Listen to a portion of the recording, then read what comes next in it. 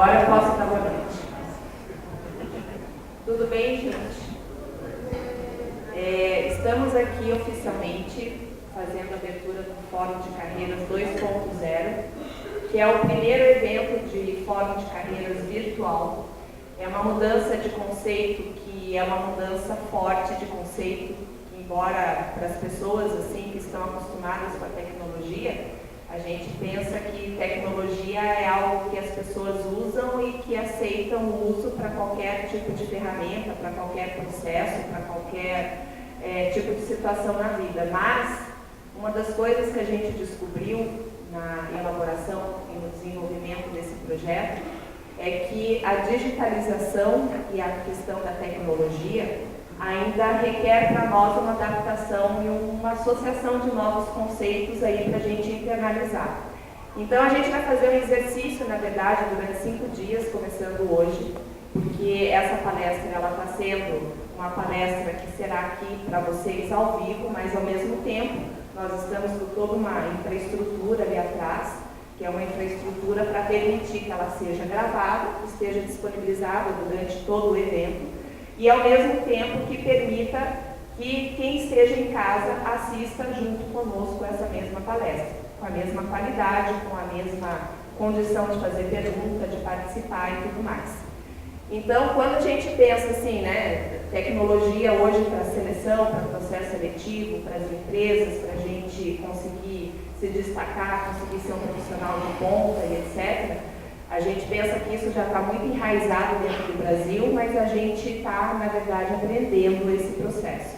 E é uma alegria muito grande poder estar aqui com uma boa parte dos meus alunos dentro da PUC, e que são alunos que estão tendo uma disciplina comigo, que é uma disciplina que fala justamente sobre isso, e que podem vivenciar na prática essa transformação de mercado, essa transformação de realidade. Então, eu gostaria de oficializar a abertura do evento e chamar o nosso palestrante, que é o Ricardo Cabianca. O Ricardo já esteve conosco há uns anos atrás e ele me perguntou assim, nossa, como é que você lembrou, né, de mim, né, depois de tantos anos? Nem ele lembrava, né, Ricardo? Mas o Ricardo, ele é o cara, né, do mundo digital, do e-commerce, ele é da Cefa, um cara que tem muito conhecimento, muito domínio de tecnologia e que tem muita coisa para compartilhar aqui com a gente. Então, eu recebo o Ricardo, agradeço o aceite do convite e obrigada a vocês por estarem aqui e obrigada aos usuários que estão online. Obrigado. Deixa eu tomar um choque aqui, estou cheio de fio aqui ligado em mim. Bom, o que a Dani falou, vai baixar um pouquinho só o áudio. O que a Dani falou foi engraçado mesmo, que ela me convidou, eu falei, mas por que você, de onde que veio esse convite? Não, que há 10 anos atrás você fez uma palestra conosco aqui, você tocou em uns assuntos que chamou a atenção do pessoal, e a gente lembrou de você. Eu falei, poxa, mas está 10 anos atrás, o assunto talvez não esteja tão em moda, mas depois conversando com ela eu vi que estava realmente, fazia sentido com o tema do fórum. Então, primeiro, obrigado por todos vocês estarem aqui, quem está aí online, isso vai estar gravado, não sei quanto tempo vai ficar sendo exposto, mas eu espero poder passar para vocês um pouco do que eu venho aprendendo nesses anos todos de trabalho, de experiência e deixar pelo menos um pouquinho de semente em cada um de vocês. Eu gosto muito de incomodar as pessoas para o bem ou para o mal, né? Se incomodei mal, não precisa me ouvir, mas se incomodei bem, ouçam alguma coisa que eu vou falar. E basicamente é minha experiência profissional e de vida. Não tomem, obviamente, como uma verdade absoluta. Então vamos começar. Eu trouxe exatamente o início dos slides daquela palestra que eu dei em 2008. Vocês vão ver que vai fazer um sentido. Vamos começar. Aliás, tem uma tecnologia aqui que, em vez de ser passador de slide, eu vou fazer com o braço assim, ó. Aí entra, quer ver? Não. Vamos lá. Isso aí, gente, é o seguinte. Lá em 2007, essa palestra dei em 2008. Em 2007, no auge estava começando a história de internet comercial não tinha ainda dado muito certo, e estava com essa história de blogs e blogueiros e monetização. O Manuel Lemos, que é um cara fantástico, é um fazedor, é um engenheiro de software e tal, ele lançou o Blog Blogs, junto com a Brasigo, mas o Blog Blogs foi o primeiro indexador de blogs do Brasil. Na época tinha o Tecnorati, acho que não sei se vocês sabem o que é, eu tentei acessar hoje, não funciona mais, mas o indexador de blogs é um sistema onde ele pega, como o nome diz, indexa todos os blogs, você consegue ler tudo num só. E quando ele colocou no ar, ele fez como ele é todo engenheiro, enfim, ele fez uma representação que ficava acompanhando o dia a dia do que havia na conexão entre os blogs. Então, só para explicar um pouco esse primeiro mapa, cada bolinha dessa é um blog, tá? As bolinhas maiores representam blogs que tenham mais visitas, as menores menos e assim sucessivamente. E as linhas são conexões entre os blogs. Um blog escrevia alguma coisa e fazia uma referência no outro blog. Então, assim que ele colocou no ar, o sistema dele leu esse mapa. Vamos ver o próximo, que foi uma semana depois. Uma semana depois, começou a formar uma teia. Eu já vi um nossa aqui, alguém falou nossa, que é isso mesmo. Começou a formar uma teia de conexões absurdas. E onde você começa a ver os blogs crescendo no tamanho da bola de tráfego, mas muitos tráfegos, por exemplo, esse aqui, nem sei quando é que você vê aqui, meio que no meio tem uma bolinha que ela joga várias linhas para frente. Então, assim, alguma coisa ela fez, alguma coisa esse blog escreveu que vários blogs conectaram nela. Vamos na outra tela, que é a segunda semana.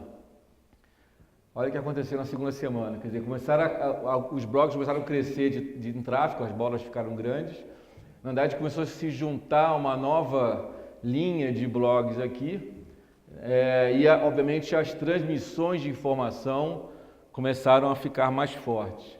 Na terceira semana, se não me engano, acho que no próximo é um mês, olha que horror, que assustador, isso em 2008, na verdade em 2007, quando botou no ar.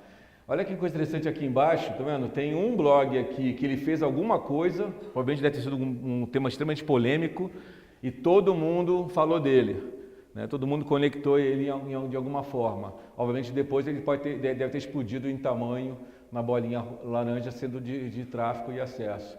Mas olha que incrível a quantidade de trocas de informação e conexão entre um blog e outro. Ou seja, o que quer dizer isso aqui? Uma pessoa acessava um blog e à medida que ela ia lendo o blog, ou ela interagia com esse blog que tinha os hiperlinks, né? Ela ia catapultada para outros blogs com outros assuntos que talvez falassem um pouco a ver com aquele último assunto. O próximo slide é o segundo mês de lançamento.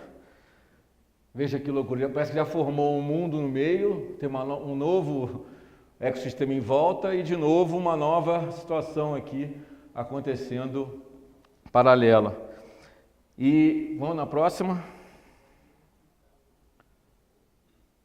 E aí em julho de 2007, depois de 3 meses depois, olha que fechou aqui o sistema de conexão e formou-se novamente outros sistemas em volta.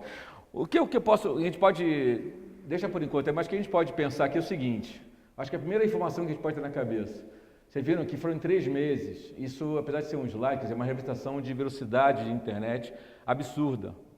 Se isso em 2008 acontecia isso, imagina hoje, né?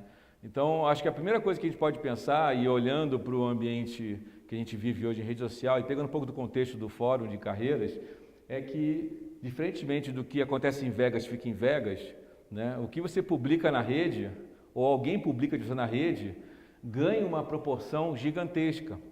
Quem viu aquele filme, o filme a rede social, né? O lançamento do Facebook, um momento lá o Mark Zuckerberg fala...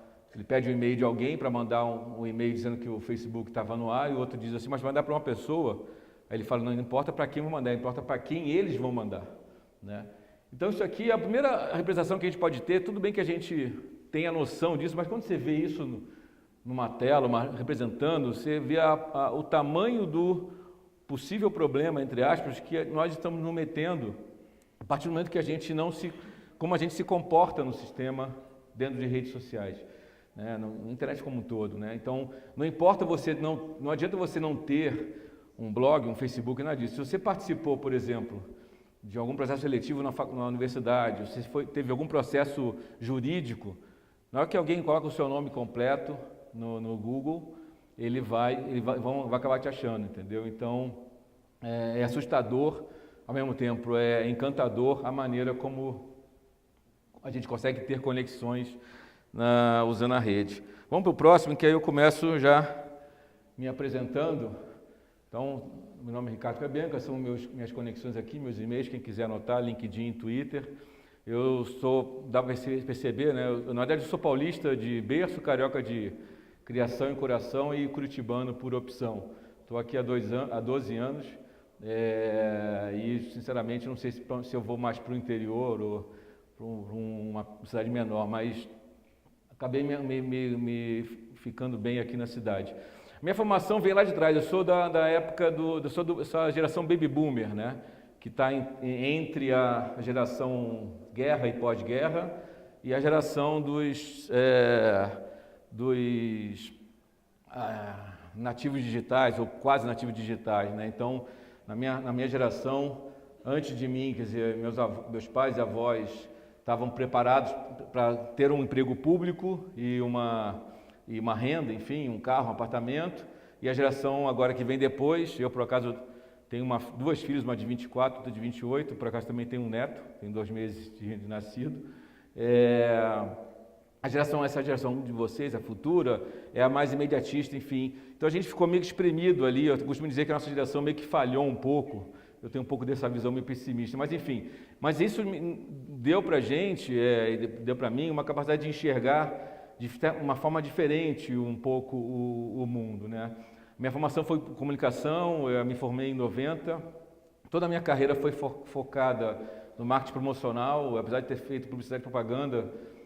Nunca gostei do sistema de propaganda do mercado, então me foquei em marketing promocional, que era mais no dia a dia, mais presencial. E atendi algumas boas contas nas agências que eu trabalhei, lancei Skol Bock, que não existe mais, uma cerveja escura, Skol Ice também, fiz campeonato de surf com limão Brahma, fiz lançamento da Brahma Extra, fiz produção de eventos da Hollywood, cigarro, Hollywood motocross, quando podia fazer alguma coisa. E fui descobrindo que a mão na massa, para mim, era muito, muito contagiante, né? Quer dizer, não ficar somente no planejamento criativo, enfim, mas o mão na massa, fazer acontecer, era muito importante. E isso me deu uma carga de experiência boa para o que eu venho fazendo hoje. Dá um pequeno salto, em 2000... eu participei da primeira startup brasileira de e-mail marketing, foi a E-mail Company. A gente ia conseguir galgar algum tipo de investimento, acabou que foi na época da bolha da Nasdaq, que quem já pesquisou alguma coisa aqui sabe disso, a bolha da .com, onde teve assim, centenas de empresas crescendo, nascendo, formaram realmente uma bolha, muita gente botando dinheiro, e chegou uma hora que descobriram para que serve esse negócio de .com. Aí a Nasdaq nos Estados Unidos quebra e todo o dinheiro some do mercado. Depois disso eu acabei indo para a Brasif Duty Free, que é a empresa que gerenciava as lojas Duty Free nos aeroportos nacionais. Foi aonde eu me apaixonei pelo varejo, e um dos trabalhos para qual eu fui contratado, além de gerenciar o departamento de marketing e comunicação, era lançar a brasifshopping.com.br, que era a venda do e-commerce, né? E naquela época não tinha o que tem hoje. Hoje você monta uma loja com 3 passos usando o WordPress e um gateway de pagamento. Naquela época você tinha que passar pela TI, eram computadores gigantes, enfim. Então era muito doloroso fazer isso. Mas foi onde eu descobri que eu tinha um prazer pela internet, um prazer pelo varejo eletrônico e tudo que tinha em volta disso.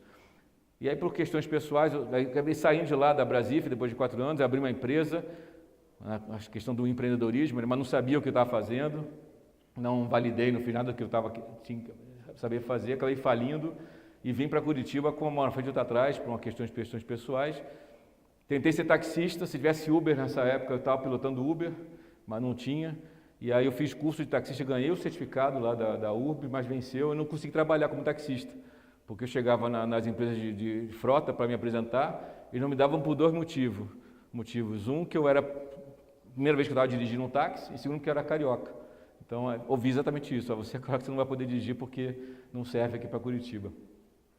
E aí, por uma série de outras questões, eu acabei descobrindo, fazendo conexão com algumas empresas aqui, alguns planejamentos, alguns processos, descobri uma empresa chamada Ideias Pontual, que tinha uma plataforma de e-commerce e uma plataforma de e-mail marketing. E a gente se juntou, eu comecei a desenvolver a parte de e-commerce deles, de e-mail marketing, perdão, e percebemos ali um momento que tinha um grande negócio crescendo, que era o e-commerce. Né? Isso em 2006 para 2007, que era o e-commerce, estava começando a se formar isso. E a gente percebeu qual era o movimento? Os varejistas tradicionais queriam vir para a internet, vender na internet. Nessa época já tinha Submarino, tinha a Saks, que era a minha concorrente hoje, a Sephora. Queria vir para a internet, mas não sabia como operacionalizar isso, como fazer vender. Né? E aí a gente percebeu uma oportunidade de negócio. Vamos montar a loja dessas empresas e vamos trazer para dentro de casa a gestão da operação. E deu certo isso. Durante 5 ou 6 anos, nós saímos de 6 pessoas na empresa, com 2 lojas, e terminamos a empresa com 6 lojas gerenciadas, 50 funcionários e mais um monte de lojas que nós entregamos. Dentre essas lojas, vamos passar para o próximo. Dentro dessas lojas está a minha hoje, da qual eu sou associado, que é a Cefa, a perfumaria, como a Dani falou. Ela era cliente na época e há 5 anos atrás eu saí da empresa, desligou a operação online, a operação de gestão, e eu vim para a Cefa e montei dentro da estrutura da Cefa a nossa estrutura de e-commerce. Então a gente tomou a decisão de dentro de casa ser totalmente full service, eu faço tudo, a plataforma é nossa, tecnologia nossa, enfim, mídia, marketing, tudo dentro de casa. Para que isso? Para que eu pudesse ter agilidade, para que eu pudesse ter capacidade de tomar decisão rápida. No varejo eletrônico você não pode esperar 2, 3 dias para fazer uma promoção, né? Vocês sabem disso, todo mundo aqui deve ter feito compra, você sobe entra no site, vê um preço, uma promoção, se não está de acordo você tem que trocar para outro site. Da mesma forma a gente, como varejista, tem que fazer isso. Eu estou vendo vocês entrando no site, vocês que eu digo os consumidores, e não estão convertendo, não estão comprando, eu tenho que fazer alguma coisa para converter. Então em meia horinha a gente já troca a campanha, troca a promoção, troca design, troca tudo, some lá e aí começa a ver a curva de novo crescendo. As outras marcas aqui são coisas que eu faço. Eu também sou co-diretor do Founder Institute, esse aqui de cima. Quem não conhece, acessa lá fi.co. O Founder Institute é um instituto, era norte-americano, vindo lá do Vale do Silício. A ideia dele é desenvolver o espírito empreendedor em cada uma das pessoas que se aplicam para fazer o processo. E não é um curso, é um programa estruturado, passo a passo, que as pessoas chegam no programa apenas com a ideia, ou pode ser com a própria empresa funcionando, e saem do programa 3 meses e meio depois com a empresa altamente validada, passada na frente de vários mentores, para poder, no final das contas, a empresa ser lançada oficialmente. E é um programa eliminatório, quer dizer, começam 30 pessoas e no final terminam-se 4, 5 pessoas e suas respectivas empresas. Já está em Curitiba já há 2 anos, eu fui mentor no primeiro ano e sou co-diretor já no segundo ano, e de lá para cá nós já graduamos, que é o nome que a gente dá para as empresas, 14 empresas. Dessas 14, tem algumas que vou falar aqui no próximo, mas elas já estão, tem algumas que já estão na fase já de levantamento de investimento, tem umas que ainda estão na parte de validação, outras que já estão já ganhando dinheiro, mas são empresas que a gente sabe que o fundador ou a fundadora são pessoas extremamente capacitadas para rebolar em qualquer situação, qualquer empresa, qualquer desafio e conseguir levantar uma equipe, um time e um projeto. Então esse é um programa extremamente forte.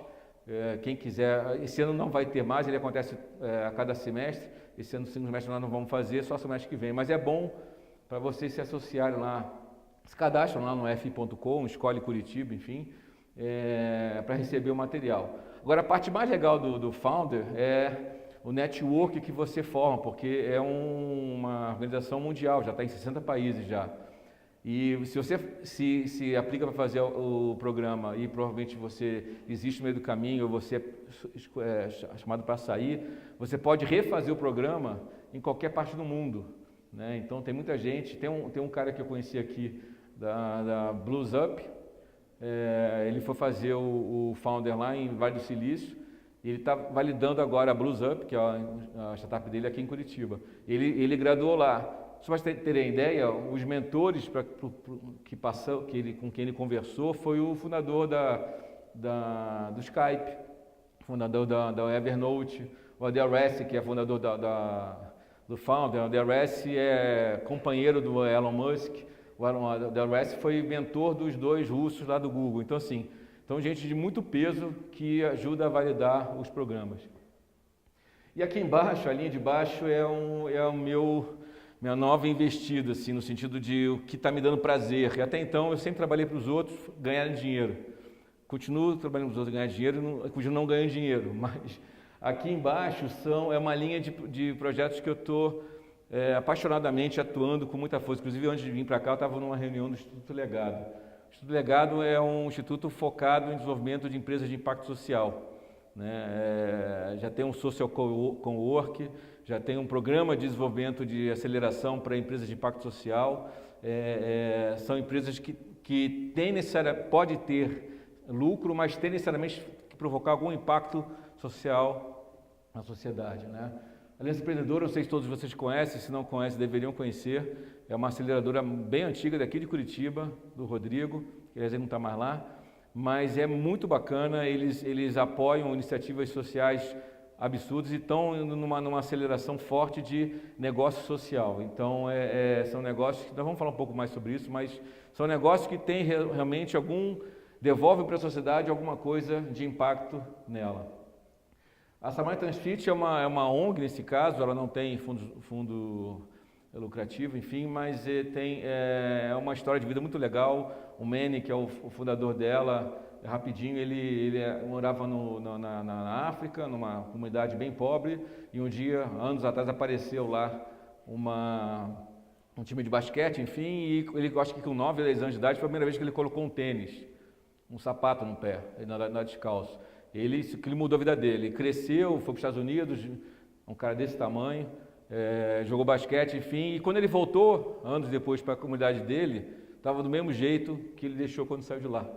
Ele falou, não, tem que fazer alguma coisa por isso. Então ele fundou a Samaritan's Fit, que ele arrecada, como ele é um cara da NBA, enfim, ele arrecada fundos e tal, para atender crianças. Não somente a entrega do sapato é uma desculpa apenas para fazer com que haja a ação, mas por trás disso tem todo o acompanhamento social, educacional, de saúde daquelas crianças.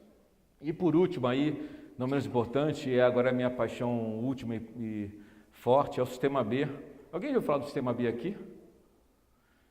Gente, procurem acessar sistemab.org. É um movimento mundial que está acontecendo o seguinte: muitas empresas têm uma característica que não sabem que tem e se batem muito, que é o seguinte: são empresas que têm lucro, mas elas fazem alguma coisa que realmente devolve para a sociedade algo de bom. O ter o lucro por ter o lucro não tem problema nenhum. O problema é o que você faz depois com o lucro. Então, assim, outro dia eu estava falando até com alguns investidores, ele estava dizendo o seguinte, que vocês têm dinheiro em banco, uma poupança, enfim, alguém pode ter um fundo de investimento, e a gente não se preocupa mesmo onde é que aquele dinheiro está sendo colocado. Então, tem até um rapaz que falou hoje na reunião da Aliança que ele recebeu uma proposta de um banco para investir na JBS. Então, assim, a gente não tem noção do que a gente faz com o nosso dinheiro, a gente tem noção de onde a gente coloca o nosso dinheiro. E o Sistema B, ele é um conceito que é o seguinte, é um movimento que diz o seguinte: empresas precisam ser melhores para o mundo, não melhores do mundo. Com esse conceito, muda completamente a maneira da empresa pensar, como ela deve agir, como ela deve reagir ao mundo. E aí o mais legal, a parte que eu mais gosto, existe uma metodologia. O B-Labs, que é uma empresa que foi fundada lá nos Estados Unidos, criou uma metodologia onde a empresa se aplica, são mais de 60 questões, se eu não me engano, e você responde a essas questões que vai desde a parte gerencial da empresa, o impacto social que você faz, educacional. Por exemplo, tem uma questão que ele pergunta qual é a diferença salarial entre o mais baixo e o mais alto salário da empresa, né? O que você entrega para a sociedade na educação, enfim. E aí você ganha pontuação. Só que o mais legal, quando você ganha pontuação e você passa a ser certificado, uma empresa Sistema B, você faz parte de um network, que hoje já são acho que mais de 6 mil empresas no mundo. No Brasil acho que tem pouco mais de 200 empresas, mas forma-se um network que, primeiro, você atrai investimento, que tem investidores já focados em empresas que são certificadas, e as empresas começam a se falar entre elas, mesmo sendo concorrentes, porque ela começa a chegar no outro lado assim, essa empresa, esses empreendedores, enfim, tem o mesmo pensamento que eu. A gente ganha dinheiro, mas a gente devolve algum legado para a sociedade. Então, por exemplo, aqui em Curitiba, tem 2 empresas que são certificadas. A Kiron, uma startup de educação, vocês deviam conhecer, e a Já Entendi, que a Gladys também ela é mentora do founder. As 2 são certificadas. A certificação não é fácil de tirar, ela demora muito tempo. Um conceito básico que a empresa tem que estar faturando, tem que estar tendo dinheiro, não é uma ONG. Agora, o mais legal é o seguinte, a Natura é uma das maiores empresas do Brasil certificada pelo Sistema B. E Já Entendi, conseguiu fazer negócio com a Natura, ou melhor, apresentar o projeto dela, enfim, e avançar na negociação, porque a Já Entendi faz um projeto muito bom, mas também porque é certificada. Então a Natura pensou, poxa, eu vou trabalhar com a Já Entendi, que é uma empresa que tem o mesmo pensamento que o meu, e a gente consegue pensar junto no crescimento. Então, assim, o Sistema B ele vem para mudar um pouco o paradigma. Todo mundo está querendo construir sua empresa. Você começa a pensar na empresa como o que ela pode realmente devolver para o mundo. Não é uma ONG, não é uma atividade social, nada disso. Empresa como qualquer outra, qualquer uma. Mas o que eu consigo devolver para o mundo? No próximo slide, nós vamos ter também mais 4 empresas que são empresas que foram graduadas no Founder. Eu vou contar um pouquinho de cada uma delas e, por acaso, eu sou o advisor delas também. Né? Na verdade, eu gosto muito de dizer que o advisor é palpiteiro. Né? Eu vou lá e fico dando palpite como o que deve fazer. Psylabs é uma plataforma que está sendo desenvolvida agora de métrica para impacto social. São mais de 6 bilhões de reais investidos por ano em projetos de impacto social. E, normalmente, os investidores não têm noção, ou é muito difícil você medir o que deu de retorno naquele impacto. Por exemplo, o Instituto Bosch investe num projeto chamado WAS, que é uma metodologia educacional para criança. Ela não sabia, né, o quanto de impacto positivo tem naquela criança, se ela está indo, está vindo no curso, está evoluindo, está crescendo na escola e tudo mais. Com o Psylabs é uma metodologia que vai medir isso. O Mundo Adaptado é uma história bacana. A Carla, ela é a mãe do Léo, um menino de 4 anos de idade que nasceu com múltiplas deficiências por causa de uma paralisia cerebral. E ela tinha um problema que era, como toda mãe, pai de criança nesse sentido, de achar produtos que atendesse a vida do Léo. E ela começou a descobrir que ela tinha capacidade de ler um produto de maneira diferente. Então ela conta uma história que ela foi comprar um presente para o filho dela e não tinha o que comprar para ele. E ela achou um piano grande, assim, com teclas grandes, coloridas. E aquele piano para criança normal. E ela sacou que aquele piano, aquelas cores, aquele som, ia ativar alguma coisa no cérebro do Léo, enfim, ela comprou. Realmente funcionou. Então, o problema dela era conseguir descrever melhor produtos para crianças e pessoas com necessidades especiais. Então, ela criou o Mundo Adaptado, a empresa que graduou no Founder, e o foco dela é desenvolver melhores produtos, não só o produto, mas desenvolver melhor a descrição de produtos para pessoas com deficiência. O Pollen graduou também esse ano, ele é focado no e-commerce, é uma estratégia aliada à tecnologia que faz com que os e-commerces possam criar seus projetos de impacto social, ao mesmo tempo que possam também gerar venda, gerar resultado. Então cai naquela discussão que eu estava falando antes do Sistema B, empresas que têm resultado, têm venda, mas também devolvem impacto social para a sociedade. E o BeBrain não tem muito impacto social, de forma social, mas eu me apaixonei pela ideia, porque é um alemão, o Sebastian, que ele desenvolveu, sabe aquelas salas de escape que tem no Cristal, enfim, tem alguma sala de escape que você entra lá, tem que em 1 hora desmontar uma bomba e sair. É bem divertido. Só que ele aplicou nisso a parte de inteligência de treinamento de empresas. E as salas que ele está desenvolvendo tem câmeras, enfim, e um pouco de inteligência artificial por trás. Então ele consegue reconhecer a sua, por exemplo, tem que desmontar uma bomba aqui, então a sua forma de desmontar, a forma de liderança sua com o teu companheiro para resolver um enigma e tal, e aplicou isso para treinamento para empresas. Também se graduou e está montando uma casa aqui no Cabral que vai servir de laboratório, já atraiu interesse de universidades no Brasil e de fora, para que alunos e professores, enfim, da área de psicologia, possam usar essa informação para analisar o comportamento humano. Então são coisas que a meu ver, mudam a cabeça da sociedade, mudam a cabeça dos empreendedores, mudam a cabeça dos empresários. E é onde eu estou focado, quer dizer, é o meu grande propósito fazer essas empresas crescerem. Vamos para o próximo. E aí, na verdade, daqui para frente são slides que eu vou usar como cenário, mas aqui só eu trouxe essa imagem para representar o seguinte. No alto dos meus quase 50 anos, eu acho que eu posso dizer para vocês o seguinte, isso é fato, é óbvio, a vida é cíclica mesmo. Não tem jeito, a gente tem que aprender a olhar para trás para querer andar para frente. Então, por exemplo, vocês sabem disso, estou vendo aqui o rosto de vocês, a maioria é jovem, mas nós já tivemos um presente pinchado, nós já tivemos dólar a R$4. Eu lembro, eu estava trabalhando na Brasília, estava de férias, me ligaram, volta para trabalhar que o dólar subiu a R$4 e o Dutch Free que eu trabalhava vendia em dólar, porque era na área internacional. As vendas acabaram, então ninguém mais viajava. Então eu tive que voltar para poder tentar resolver o problema na empresa. Mas nós tivemos dólar a R$4, como eu falei, eu vivi na bolha da .com, enfim, muitas empresas, startups recebendo investimentos sem dar um mínimo de resultado financeiro e tudo quebrando, enfim. Então, assim, as atividades, o mundo, ele cíclico, dá volta. Eu sei que é lugar comum que eu estou falando, mas é importante isso, para a gente poder olhar para trás e enxergar o que tem de aprendizado lá para trás. E aí que a gente vai tentando aplicar para frente. No próximo slide, também um cenário que eu digo o seguinte, apesar do mundo ser cíclico, a gente tem uma evolução, né? Apesar de a gente achar que muita coisa está acontecendo aqui é esquisita, né? Então, por exemplo, a confusão que houve nos Estados Unidos da soberania branca, né? Enfim, o bolsonarismo que está surgindo aí. Então, são coisas que nos assustam porque são coisas que nós já vimos lá atrás. Mas se já aconteceu lá atrás, como é que aquele povo resolveu? E como é que a gente consegue resolver hoje com tanta tecnologia, tanta informação colocada na nossa frente? O que a gente pode fazer? E aí eu faço exatamente uma colocação para vocês. Quer dizer, esse aqui é um fórum de carreiras.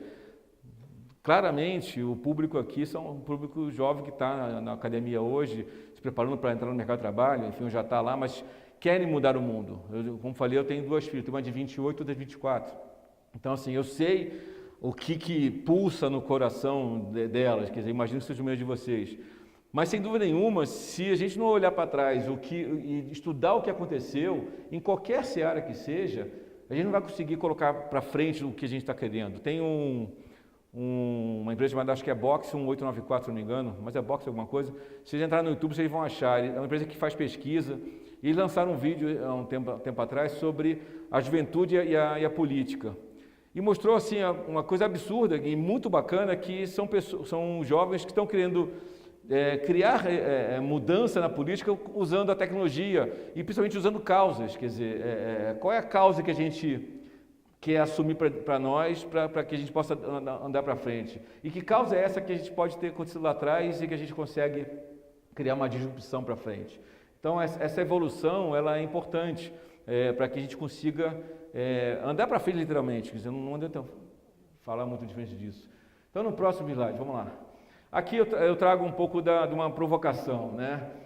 Eu li um livro chamado Integridade e Liderança, e o autor fala que nós somos seres humanos, nós somos fabricantes de máscaras. E vamos combinar? Nós somos, né? Ninguém aqui, todo mundo usa máscara em todos os momentos. Quer dizer, eu estou agora aqui com máscara de um profissional mais velho, empreendedor, enfim. Em casa tem outra, na empresa tem outra, enfim. Isso é natural, nós somos assim. E ninguém aqui é corajoso o suficiente e não confia no outro o suficiente para tirar todas as máscaras. Isso é fato. Eu não sou psicólogo, não tem nada a ver com isso, mas assim, é uma coisa que a gente percebe. A gente tem que se colocar nesse sentido como sabedor que existem máscaras.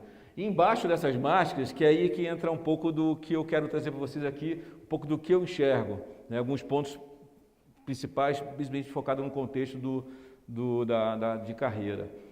Como é que a gente consegue enxergar nós mesmos, bem no interior, dentro do nosso quarto, lá no quietinho do quarto e tal, quem que realmente nós somos, o que nós estamos querendo fazer com a nossa vida profissional? Não vou entrar na seara da vida como vida, mas o que a gente quer realmente como vida profissional? O que a gente quer enxergar dentro da gente para que a gente possa externalizar isso no mercado? E como eu falei, as empresas estão se transformando. Por exemplo, o Sistema B é um dado importante. Ele está trazendo uma visão de que não importa você trabalhar só pelo trabalho, só pelo que você vai ganhar.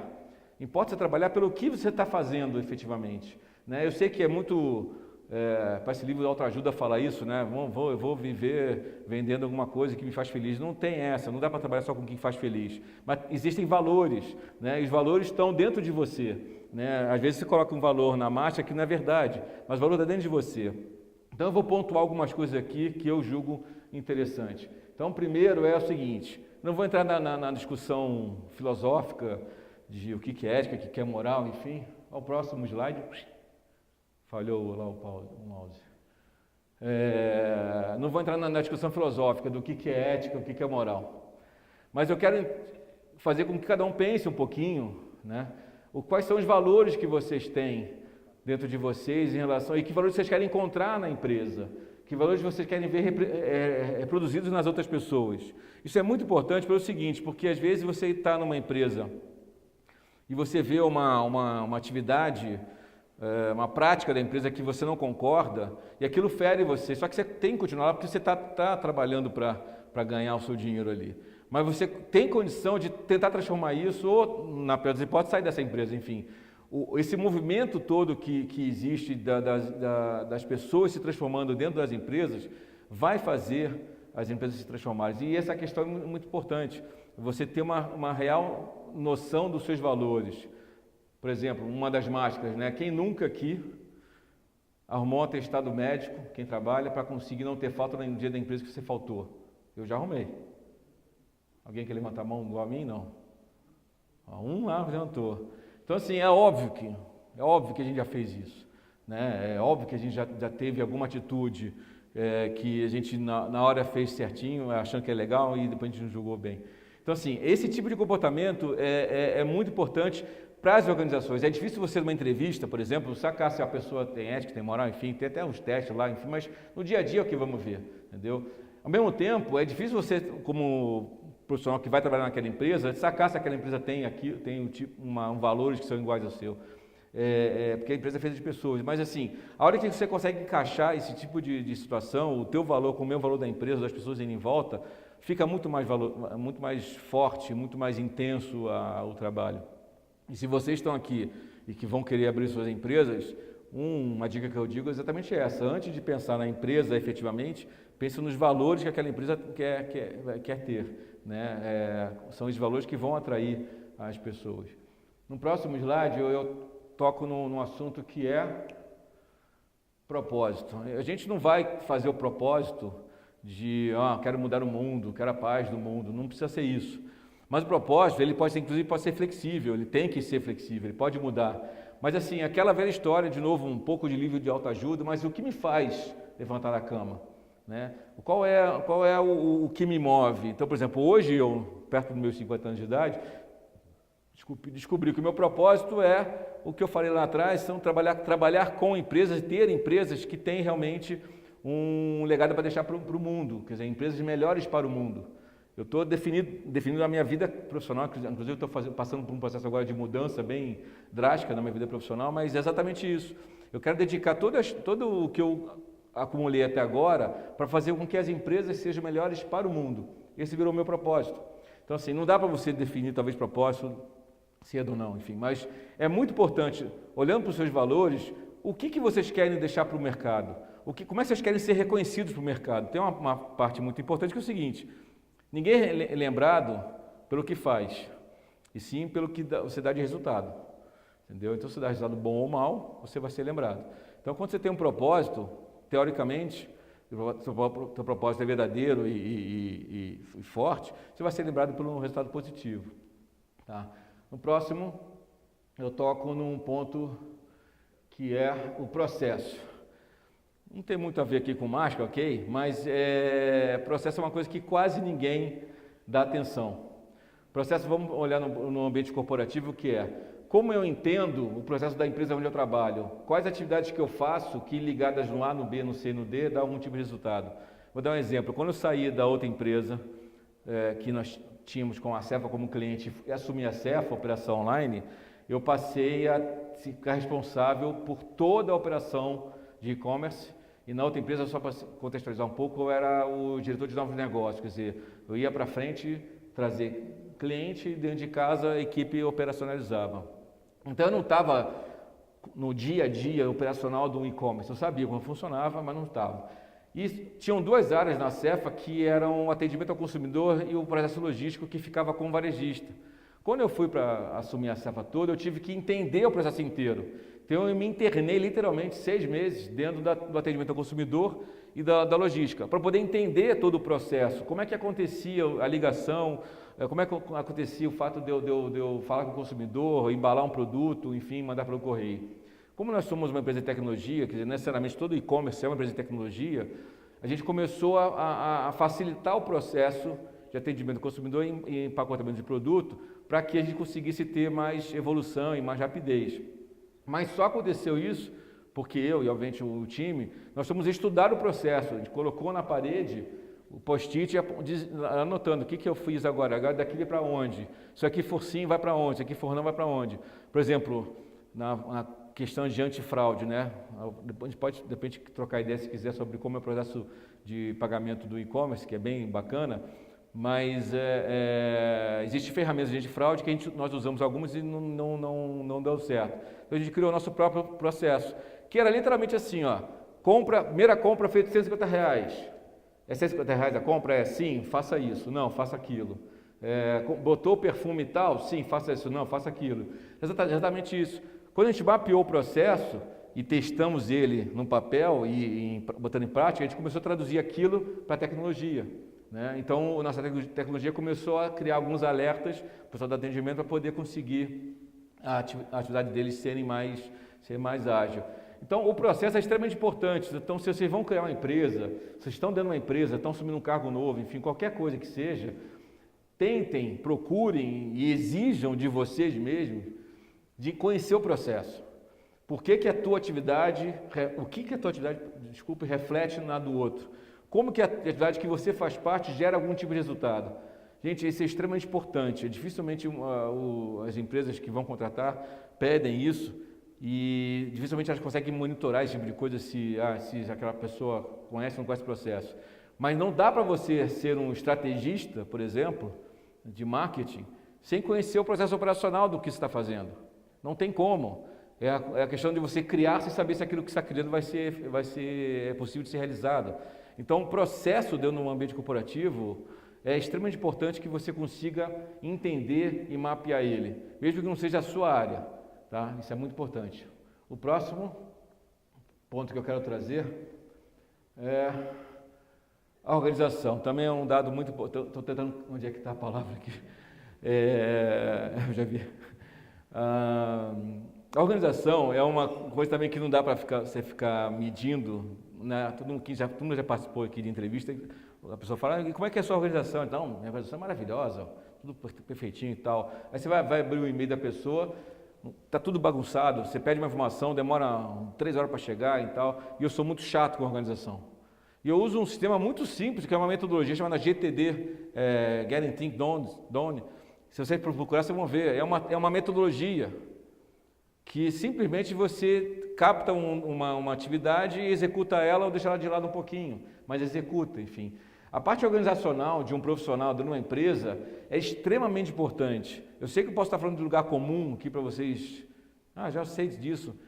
Juro a vocês, eu não sei, ninguém sabe. A gente acha que sabe, mas no dia a dia é muito importante você conseguir ter informação na mão. E hoje tem software pra caramba, tem tecnologia aberta para você poder usar. O próprio Google, quem usa Gmail sabe, tem as estrelinhas lá, você pode... Por exemplo, é o que eu faço, eu recebo e-mail, eu uso um aplicativo chamado Active Inbox, que é no Chrome.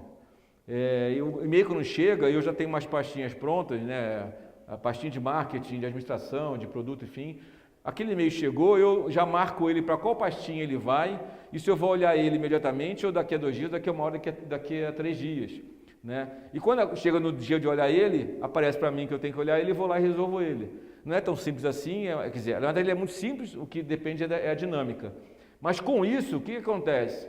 Vocês lembram lá atrás, naquele monte de palestra, um monte de empresa lá atrás que eu participo de alguma forma, me sobra tempo. Né? Obviamente eu não fico dando expediente em todas as empresas o tempo todo, né? Mas me sobra tempo, por exemplo, hoje de eu sair da empresa e participar de uma reunião no Instituto Legado, de estar aqui, por exemplo, à noite dando palestra, porque eu também trabalho de manhã até de noite. Então, assim, a organização é fundamental.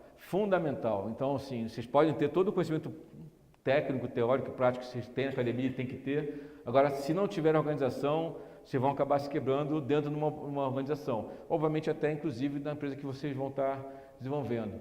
O próximo ponto que eu queria trazer, vamos lá, Léo, é um ponto importante, liderança, quer dizer. A liderança não é necessariamente o indivíduo que é chefe que manda, né? Não é necessariamente isso. Eu gosto daquela expressão que o líder servidor, né? Aquele indivíduo que serve as pessoas. Eu gosto de pensar o seguinte: o líder é aquela pessoa que tira a pedra do caminho.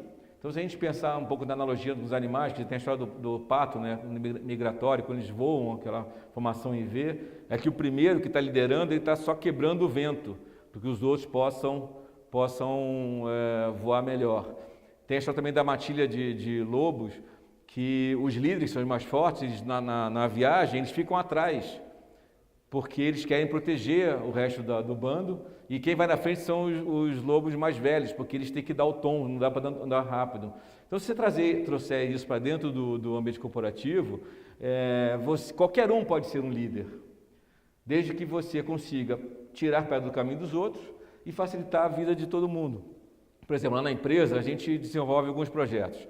Projetos que vai assim, desde tem que mudar o carrinho de compras da loja, ou tem que fazer uma campanha de Dia dos Pais, por exemplo.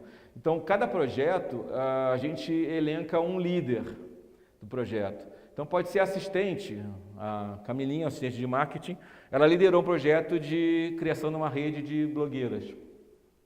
E o líder de projeto é quem vai definir os pontos daquele projeto, os objetivos, né, para que serve, quais são as estratégias que ele vai usar. E eu sempre coloco um líder e embaixo do líder 1 ou 2 mentores, são pessoas na empresa com qual esse líder vai poder trocar ideia. E depois dos mentores, quem vai operacionalizar, quem vai trabalhar em cima daquilo ali. O que causou isso dentro da empresa? Causou que todo mundo foi empoderado.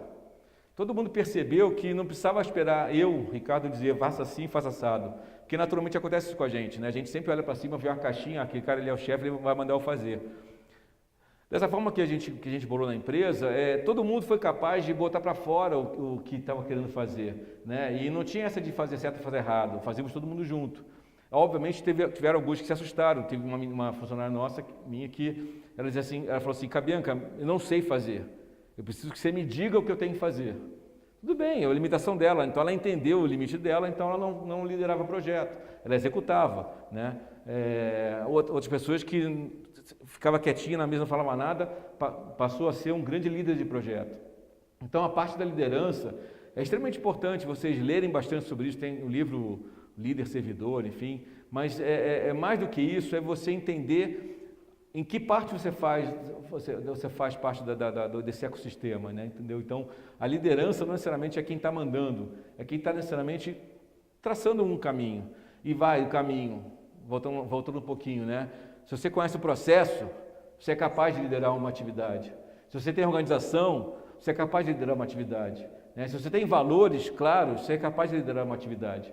Né? E a liderança, ela inspira e expira. Né? Então, assim, você pode ser capaz disso. E aí, depois da liderança, eu quero entrar na seara, um pouco daqui que eu falei, no próximo slide, eu quero entrar um pouco na seara do que fala-se muito, né? O empreendedorismo. E aqui é uma pergunta mesmo, quem quer ser empreendedor aqui? Boa. Agora, quem quer ser empreendedora, porque quer abrir sua própria empresa e fazer do seu jeito, porque não aguenta mais olhar a empresa que existe aí no mundo? Diminui, mas tudo bem, existe. Eu tenho uma definição do empreendedorismo, quer dizer, me assusta um pouco esses nomes novos que surgem, né? Antigamente era consultor, agora é coach, né? Tem coach de tudo. Não falo mal de coach, mas tem coach de tudo. Empreendedor também, empreendedor na verdade, se olhando para o que fala-se muito de abrir empresa, todo mundo abre empresa, mas vamos para o próximo slide, eu tenho uma definição que é minha, tá? Não está em livro nenhum. Mas eu digo o seguinte, que o empreendedor ele tem uma visão além das demais pessoas.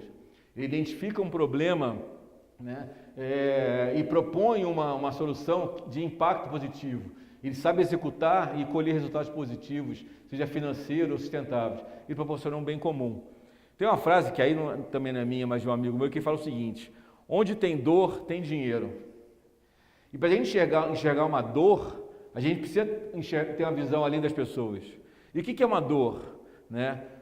Por exemplo, o Uber. O Uber, a dor que talvez eles entenderam lá atrás, pois como é que as pessoas conseguem fazer transporte rápido, né, de maneira ágil e sustentável, enfim. Né, o iFood. Como é que as pessoas têm que ficar ligando para pedir comida? Não tem que ter um aplicativo que consegue pedir comida para todo mundo, enfim. Lá atrás, as empresas que eu falei, a Carla, da Mundo Adaptado, a dor dela é descobrir produtos para o filho dela. Quando ela for olhar para o mercado, vocês sabem, gente, acho que, se não me engano, por ano nascem 45 mil crianças com deficiência de paralisia cerebral, só no Brasil. Então, assim, a dor que ela tem é a dor de, no mínimo, 45 mil famílias por ano. Fora que essas pessoas que nascem com paralisia cerebral, a média de vida é de 15 anos. Então, é 45 mil pessoas por ano durante 15 anos. Então, é a dor do mercado que ela identificou. A Psylabs identificou uma dor. Quer dizer, tem 6 bilhões de investimentos em projetos sociais e que os investidores não sabem se está dando resultado. Se eles soubessem o resultado que está dando, eles poderiam investir muito mais. Né? Enfim, então a dor que vocês têm que perceber, e aí estão falando aqui no ambiente, tanto aqui na faculdade quanto quem está assistindo, são pessoas que trabalham, estão no dia a dia, vocês estão na academia, enfim. Então vocês têm acesso à informação. Vocês têm acesso ao ambiente que vocês estão vivendo. Então vocês têm que tentar entender essa dor. Só que essa dor ela tem que ser acompanhada por uma capacidade de execução. Né? Então eu vejo isso, que empreender não necessariamente é abrir uma empresa, pode ser que seja, mas empreender é você ser capaz de enxergar uma dor. E aí você tem tal do intraempreendedorismo, né? Dentro da empresa. Você está dentro da empresa, se você conheceu e mapeou lá os processos, se você tem tudo organizadinho, né? Se você tem claramente os valores que você tem da empresa e você tem o espírito empreendedor, você reconhece uma dor e consegue propor uma solução que seja viável, que seja capaz de ser implementada. E aí você tem um up na sua carreira, né? Tanto profissional quanto pessoal. E aí vou seguir uma linha aqui do Founder e alguns tópicos importantes de como você desenvolve esse trabalho de empreendedor. Então, por exemplo, a primeira fase, obviamente, ideia. Todo dia eu acordo de manhã, eu tenho 50 mil ideias. Tomando banho lá, começa a pipocar um monte de ideia que eu não consigo parar de pensar. A ideia tem 3 erros básicos quando a pessoa tem uma ideia, pensando no ambiente de empreendedorismo. Né? Primeiro, é se apaixonar pela ideia. Tá? Então, é uma coisa que é comprovada cientificamente no mundo do empreendedorismo. Você não deve se apaixonar pela ideia. Porque na hora que você se apaixona pela ideia, você não consegue enxergar a paixão, né, entre pessoas. Né? Você fica cego. Né? Você não consegue enxergar o que está acontecendo em volta. Você não consegue ver o que está prejudicando aquela tua ideia. Então, o primeiro erro é se apaixonar pela ideia. E aí o segundo erro, eu acompanho do primeiro, quer dizer, na hora que você se apaixona, você não consegue flexibilizar a ideia. Você não consegue alterar ela. Você não consegue mudar ela de acordo com o que você vai entendendo na parte de validação da ideia. E por último, é o não compartilhar a sua ideia. Então tem gente que tem ideia e fala assim, não vou contar para o fulano que eu acho que ele vai roubar a minha ideia. Não tem, porque ideia todo mundo tem. A diferença é quem executa e como executa a ideia. Então assim, umas coisas que a gente fala muito lá no Founder, e outras oportunidades que eu trabalho junto com empresas, startups, enfim, é que a ideia precisa e deve ser compartilhada, porque talvez, se você compartilhar a sua ideia com alguém do seu lado, esse alguém do seu lado vai ter também alguma coisa para somar com a tua ideia e vocês vão poder fazer junto. Então é melhor você ganhar, o que é melhor? Você ganhar nada de zero ou ganhar pouco de muita coisa? Ou quer dizer, melhor ganhar muito de zero ou ganhar pouco de muita coisa, na hora que você compartilha a ideia. Então não tem essa de roubar a ideia. Né? Eu nunca fui, alguém aqui deve ter ido já, senão um dia vocês podem ir. Dizem que no Vale do Silício é fantástico. Você está andando na rua e você vai ouvindo pessoas fazendo pitch, né? Pessoas contando umas para as outras as suas ideias, né? Esse rapaz que eu citei no início, da Blues Up, ele deu uma palestra aqui na semana retrasada, ele contou que ele estava indo para uma reunião para vender, ele é dono de uma produtora de vídeo, e estava numa reunião lá no Vale do Silício, enfim, numa outra empresa e tal, e eu esqueci o nome dele, acho que é Diego, enfim. E está sentado esperando a reunião começar, a moça chegar, ele tinha um rapaz do lado. Aí a secretária falou assim, Diogo, aí ele levantou, o rapaz também levantou. Os dois, por acaso, chamavam de Diogo. Ficou aquela coisa engraçada, você também é do Brasil, não sei o que, blá. E aí trocaram ideia rapidinho ali e tal, e marcaram tomar um café. E aí foram para a reunião, cada um tem reunião, na volta tomaram um café. E aí o Diogo, da Blues Up, começou a falar da ideia dele, que ele tem um aplicativo de troca de produto, de não sei o que, de recomendação, blá. O que aconteceu? Esse Diogo que ele não conhecia, era um investidor. E o cara botou $75 mil na empresa dele. Entendeu? Pelo simples fato de falar. Né? Então, assim, o guardar ideia para você é um dos principais erros que a gente enxerga nesse mundo do empreendedorismo. Então, assim, a ideia, todas elas valem, desde que elas sejam executadas e sejam compartilhadas. No próximo slide, a gente vai ver uma segunda fase de você desenvolver o seu canal, a sua empresa, quer dizer, a pesquisa. Vem depois da ideia, quer dizer, ouve a ideia, primeiro passo, gente, vai para o tio Google e vai pesquisar o que está sendo feito sobre aquilo, o que está sendo feito de parecido com aquilo, o que está sendo feito aqui talvez se remeta ao que você está querendo fazer, o que está acontecendo, o que estão falando em artigos, enfim. Pesquisem sobre o teu negócio, porque, como eu falei, tem quantos bilhões de pessoas existem no mundo, e todo mundo interconectado. Lembra lá atrás dos primeiros slides, aquela toda interconexão? Então a informação está na nossa mão, então a gente consegue descobrir. Se a gente for a fundo, pesquisar sobre aquilo que a gente está tentando resolver, aquela ideia que se ela soluciona realmente um problema, pesquise a fundo, porque vai ter alguém já ter feito alguma coisa parecida, não pode ser necessariamente a mesma coisa, mas parecida. E não tenham medo, por exemplo, eu falei do Uber, né? Então tem o Uber, não, mas tem o 99 Táxi, tem o Easy Táxi, tem vários não sei que táxi aí, todos eles estão sobrevivendo. Obviamente uns brigam mais com os outros, mas todos eles fazem a mesma coisa, entendeu? Então, procurem pesquisar muito sobre aquela ideia. Depois da pesquisa tem que ser muito intensa. O próximo slide, ele fala de validação. Essa é uma parte extremamente importante, porque eu já vi muita coisa assim, eu tenho uma ideia, vou atrás de investidor, vou vender meu carro e conseguir 30 mil reais para botar na ideia. Não dá para fazer isso. A primeira coisa que tem que ser feita tem que validar aquela ideia. E como é que se valida a ideia? Pode ser muito simples. Um form no Google Docs, Google Forms, por exemplo, desculpe, fazendo pesquisa com o mercado. Então, por exemplo, estamos com uma ideia na empresa de implantar algum processo ligado na procedência garantida de produto, e eu não sei se o consumidor percebe isso. Eu peguei e fiz uma pesquisa, mandei um e-mail para todo mundo, responda para mim isso aqui, 2.000 pessoas responderam e validou a informação que eu queria saber, entendeu? Então, assim, vocês conseguem. Quem aqui não tem mais de 2.000 amigos no Facebook, no LinkedIn? Então, está com uma ideia? Faz um processo, uma pesquisa e joga na rede, vê o que acontece. Todos aqueles projetos lá atrás que eu falei do Founder, todos eles fizeram isso. Todos eles fizeram isso. Né? Todos eles validaram. Por exemplo, a Psylabs da Paloma, ela teve que validar com a empresa, teve que bater na porta de várias empresas que fazem investimento social e perguntar: como é que você faz a tua métrica de resultado? Como é que é feito? Ela conseguiu bater na porta, ela conseguiu na Fundação Boticário e entender como é que eles fazem o levantamento de dados do investimento que eles fazem. Todos eles validaram. Então a validação é extremamente importante. E não precisa de tecnologia absurda, nem muito dinheiro, basta fazer. A ferramenta está na mão, você tem o Google Drive, Google Form, tudo de Google tem aí. Então a ferramenta está na mão, vocês têm que ter, obviamente, a criatividade para saber como validar. Que pergunta você vai fazer para o mercado para saber se aquilo que você está tendo de ideia é realmente válida, ela tem realmente fundamento, alguém realmente paga por aquilo. Depois que você teve a ideia e fez a validação, o próximo é... Vamos? O próximo é o benchmarking, que é também um pouco da pesquisa, mas assim, é que é um pouco mais profundo. Né? Por exemplo,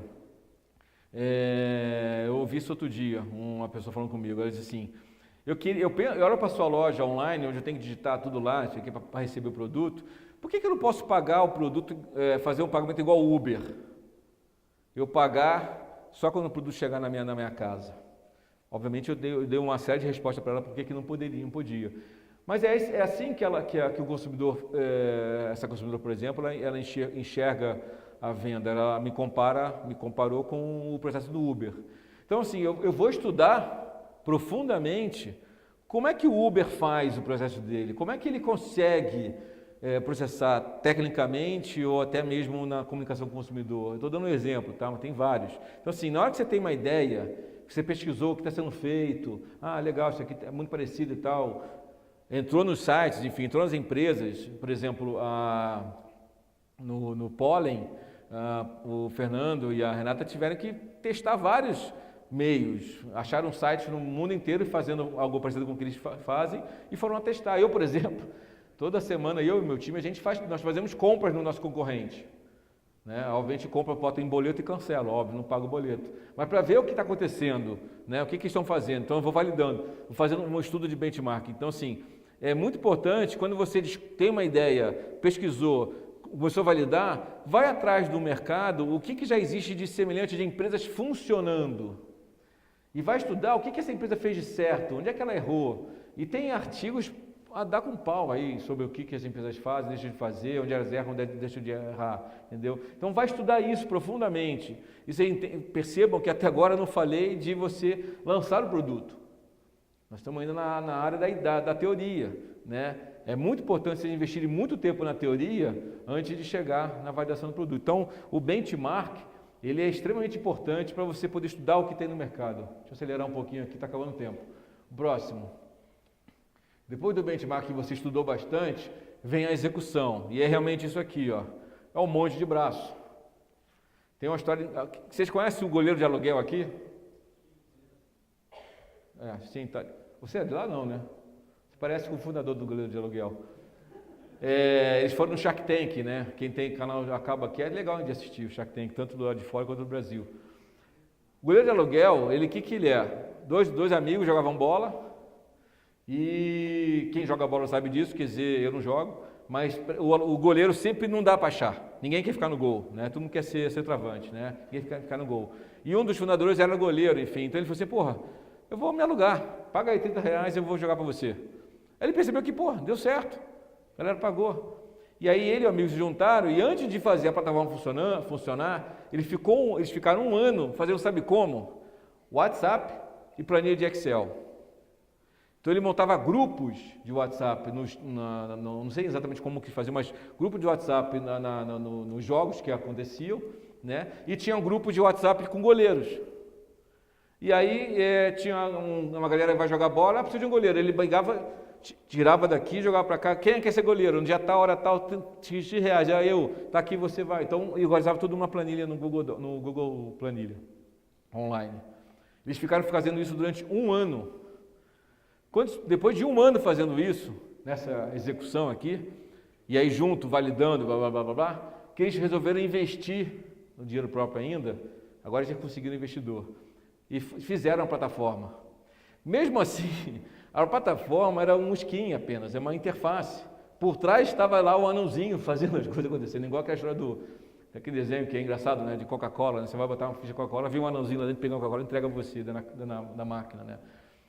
Mas é exatamente isso, a execução é o famoso bootstrap, né, que você faz a execução com seus próprios recursos, mas ela é exatamente assim, você tem que ter ferramenta para todo tipo de trabalho, você tem que ser capaz de executar. E vou bater novo na tecla, vamos lá atrás de volta. Você entendeu o processo, você organizou, você entendeu os valores que a tua empresa está entregando, né? Você conseguiu liderar o projeto, você consegue executar. E por exemplo, a Carla, do Mundo Adaptado, ela é mais uma menina. O Pollen é a Renata, o Fernando e mais um rapaz. O B-Brain, do Sebastian, ele e mais outro rapaz. A Paloma hoje está com um time, está com 6 pessoas, mas lá atrás era só a Paloma e o Thierry, que era o TI dela. Entendeu? Então assim, dá para você fazer muito. E aí tem um lado bacana do empreendedorismo. Você não tem hora para acabar. Você não tem hora para acabar. Você começa a trabalhar às 7 da manhã e acaba às 6h59 do dia seguinte, ou do dia seguinte. Essa é a energia quando você tem um valor empreendedor na sua mão, né? Quando você entende que aquilo ali faz sentido para você. Você dedica tempo para fazer aquilo. E aquela galera lá atrás daquelas empresas fazem exatamente isso. O pessoal não tem tempo para nada, é foco no trabalho. Falando em foco, o próximo aqui, que se eu não me engano é exatamente o tema, foco. É exatamente o foco.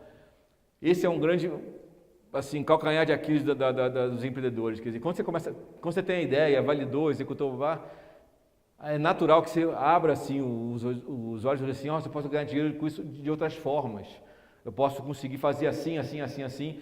Quando você perde o foco laser, apontando naquela ação que você quer fazer, quando você não ficou bom naquilo, você vai acabar se perdendo. Então, por exemplo, o goleiro de aluguel, agora, depois de acho que 2, 3 anos, que eles estão começando a fazer alguma coisa ligada a goleiro de para outros níveis, alugar de centroavante e tudo mais, entendeu? Só agora eles estão começando a mudar de foco o negócio deles, mas antes era só aluguel de goleiros. Então, assim, o foco tem que ser extremamente rígido, tem que ser foco laser, né? Vamos acelerar para o próximo. E por último, se não me engano, próximo slide, a paciência. Essa é fundamental. A paciência está aliada à ansiedade. Né? Você quer ver o negócio funcionar, quer ver acelerar, quer ver acontecer e nada acontece e tal. Gente, paciência é extremamente... Eu aprendi isso agora, né? Que paciência é extremamente importante. Às vezes eu quebro lápis, quebro régua, soco a porta para ver se acalma. Eu tenho até um quadro na minha parede que assim... bata a cabeça 3 vezes para tentar tirar o estresse. No mínimo você vai ficar com dor de cabeça ou vai desmaiar, né? Mas a paciência é extremamente importante. Então é muito importante que vocês tenham capacidade de largar o estresse, fazer alguma atividade, alguma coisa diferente, para que a impaciência com a tua empresa não cresça. Vamos no próximo? E aí, minha filha falou que essa frase é brega, e ela é mesmo. Mas a inteligência é artificial, mas a sabedoria é humana. Né? Foi eu que fiz essa frase, tá? Mas é bem breguinho, mas eu sei. Mas é o que eu tinha que dizer para vocês aqui. Né? Quem já ouviu falar na Singularity University? Só uma pessoa, 2 pessoas? Gente, procurem sobre isso. 4 ali. Teve um congresso deles agora, eu anotei aqui algumas coisas que eu quero só mostrar para vocês. Vou tentar ler algumas. Teve um congresso agora que eles fizeram e no final do congresso eles elencaram algumas coisas assim que estão para acontecer. O Singularity é uma universidade que é focada em processos disruptivos, novas tecnologias, enfim, imagina um bando de louco lá. Mas, por exemplo, olha só, em 2030, $1.000 vão poder comprar um poder computacional equivalente ao cérebro humano. Em 2050, $1.000 vão comprar um poder computacional equivalente a todos os cérebros humanos juntos. É daqui a pouco, gente, 2030. Daqui a pouco. Né? Eles falam que isso aqui foram soluções que eles encontraram de futuro. Né? Por exemplo, tem um problema aqui que é o seguinte, 130 milhões de pessoas no mundo estão satisfeitas com o seu trabalho. 130 milhões de pessoas no mundo é muita coisa. Só que quando você olha para o mundo, não é nada. Então você tem um universo de pessoas que estão insatisfeitas com o seu trabalho. Lembra que eu falei da dor? Como é que é? Aí, onde tem dor, tem dinheiro. Né? Onde tem dor e você consegue desenvolver alguma coisa que solucione aquela dor, que as pessoas queiram pagar por aquilo, você pode ganhar dinheiro. Né? Por exemplo, aí tem a ver com o tema aqui, automação e inteligência artificial criarão empregos. Aí o rapaz está dizendo, né? Ele posso tornar qualquer coisa inteligente usando inteligência artificial e ganhar dinheiro com isso. Nos Estados Unidos é o país mais automatizado do mundo e não perder emprego com isso. No futuro teremos muito mais máquinas do que humanos. Né? Nossas premissas sobre o mundo podem limitar nosso pensamento e isso faz toda a diferença. Então tem a ver lá com a questão que eu falei dos valores. 30% dos millennials, aí vocês todos eu acho que se encaixam nisso, não possuem o ícone do telefone na tela principal dos seus smartphones. A lei fala aqui uma coisa que 80% da busca feita no celular já é busca por voz. Ninguém digita mais no Google alguma coisa. Fala, né? Quem tem o Samsung, o Android tem isso, Google Now, né? Tem uma coisa que eu achei fantástica. Empresas hoje já produzem carne de frango e gado sem matar nenhum animal, a partir da célula animal. Isso aqui está acontecendo já, gente. Isso aqui está acontecendo, já tem empresa fazendo isso. Não é um futuro, já está acontecendo já, né? Ele fala aqui o seguinte: criatividade, empatia e coragem são as habilidades do futuro. Né? Então, pensa bem que se vocês são criativos, habilidosos e corajosos, né? Uma coisa que eu achei fantástico, nós vamos mudar a lógica de vender carros para vender serviços de mobilidade. Então, já tem indústria de carro aí desesperada, né?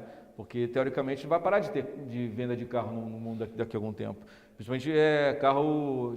alguém falou para mim hoje que já vai começar a vender, se não me engano, ano que vem, daqui a 2 anos, no Brasil, carro autônomo, perdão. Imagina, daqui a pouco está vendendo carro autônomo já, né?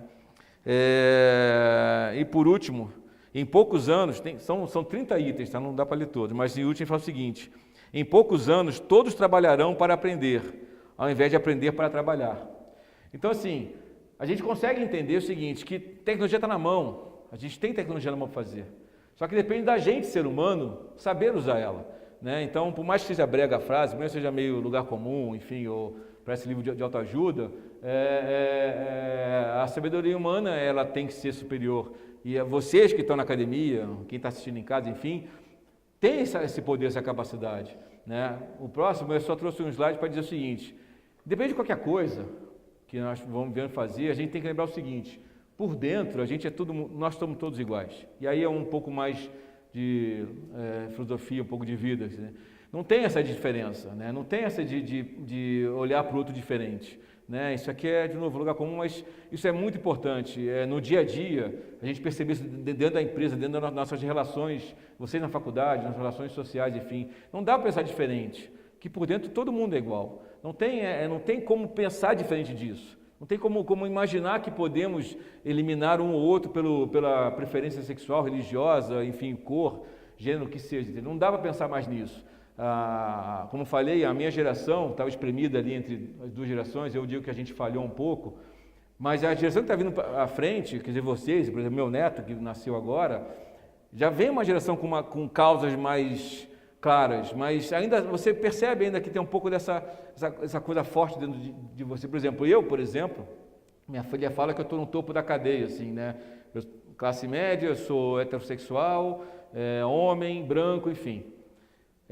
Não dá para pensar que é ruim pensar nisso, que eu estou no topo de uma cadeia, né? Por que não vai estar todo mundo ali junto, né? Trabalhando junto de maneira igual, de maneira coerente, correta e com base em causas, né? Então, a geração de vocês, ela está mais propensa para fazer isso. A gente ainda vê um pouquinho de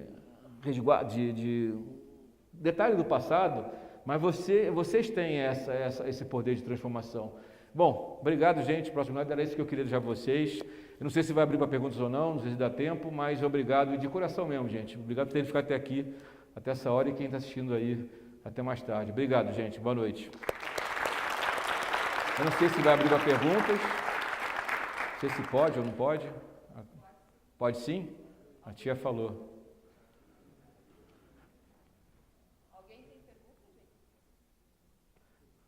É assustador quando ninguém tem, porque eu não sei se eu falei muita coisa ou não falei nada que não faz sentido. Tem uma pergunta aqui, ó.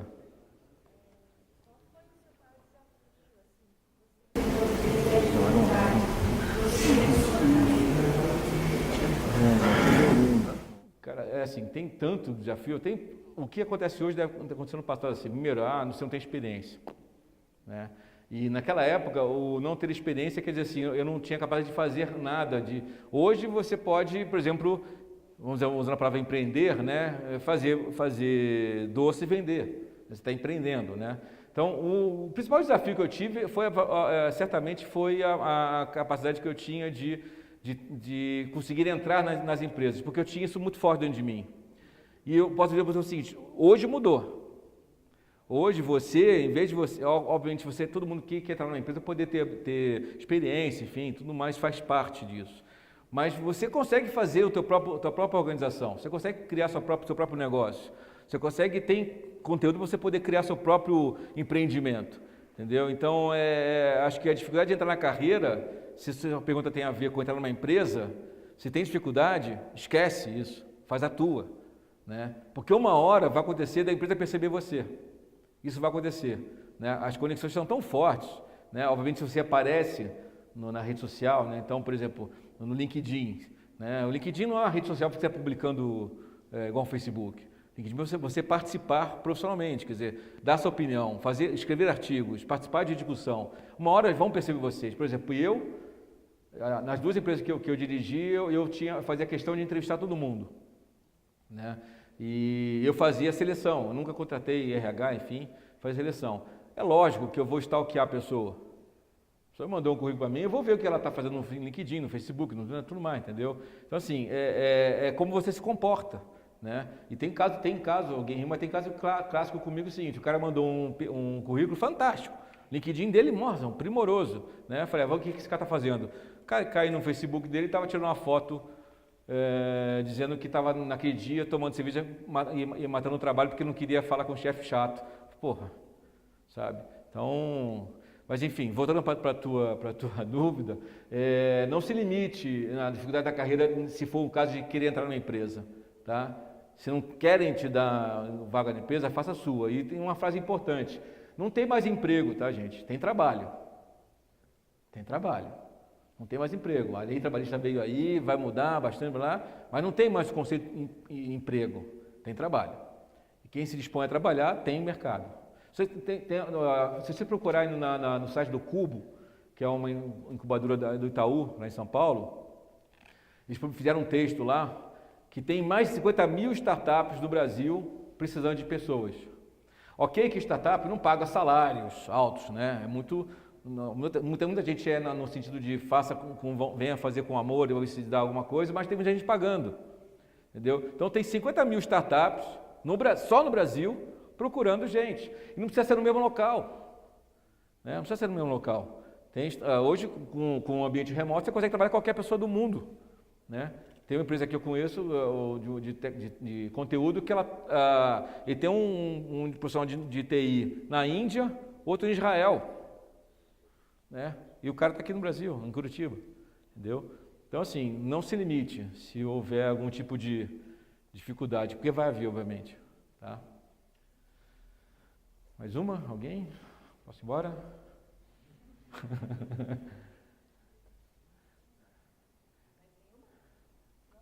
Gente, eu vou dizer uma coisa sincera para vocês, eu fico incomodado.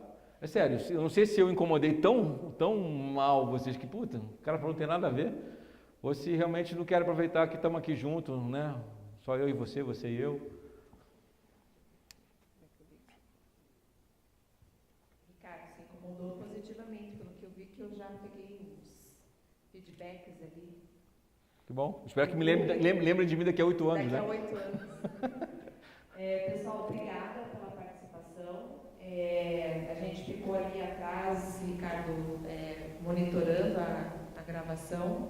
E a gente teve participação online também, então agradeço aos participantes online. Isso.